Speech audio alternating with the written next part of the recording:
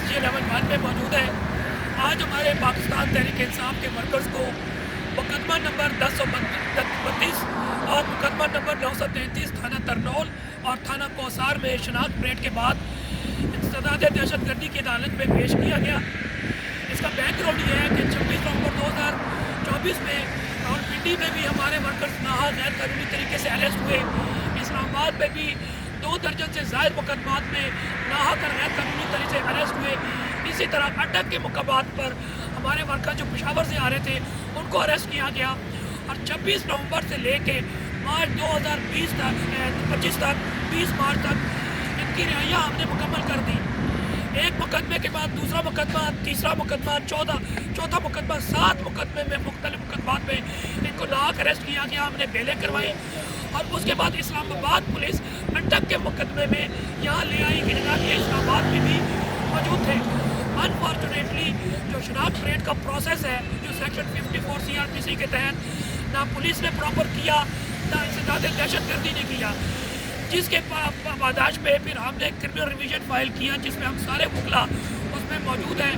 और 10 तारीख को अरबाब साहब के अरबाब साहब की कोर्ट इस्लामाबाद हाई कोर्ट में ये केस पेंडिंग है जिसमें हमने चैलेंज किया है कि तमाम प्रोसीडिंग जो शनाख्त परेड के मुकदमा नंबर 1032 और 933 में की गई है वो गैर कानूनी है और इरेगुलर है।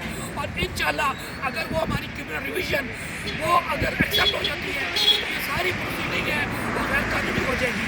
मुख्तसर ये है कि आज के मुकदमे में हमने आर्गूमेंट्स किए क्योंकि हमें मालूम है कि तमाम चीज़ कंप्रोमाइज़, कंट्रोल और मैनेज है, लेकिन इवन तो हम कोर्ट में आते हैं कि किसी न किस तरह हम अपने वर्कर्स को भाई इधर और किधर हम इनको रिहा करवाएंगे।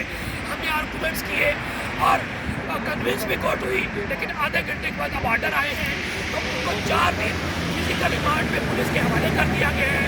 तो आज 5 अप्रैल है तो 4 दिन के बाद यानी कि 9 अप्रैल को दोबारा ये हमारे वर्कर पेश होंगे। हमारी बेल आफ्टर अरेस्ट तैयार है और अगर आज हो जाता तो आज ही लगा देते कल या परसों के लिए।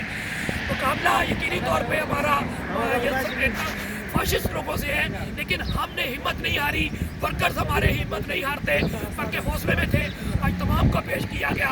हमारे मुखला इंसाफ लायर फोरम अंसर कियानी साहब हैं, कायर साहब हैं, शमसर कियानी साहब हैं और दीगर दोस्त यार हैं। हम सारे जो है मुत्तहद भी हैं और ताज़ा दम भी है। हम हिम्मत नहीं हारेंगे। जिस तरह आप जो है मुख्तलिफ जगह से आए हैं, मैंने आपसे भी बात की तो आप लोग भी अपने वलवले में हैं, अपने जोश में हैं और मकसद यही है कि पाकिस्तान को कब्ज़ा ग्रुप से छुड़वाना है। और इसके लिए हम 200-400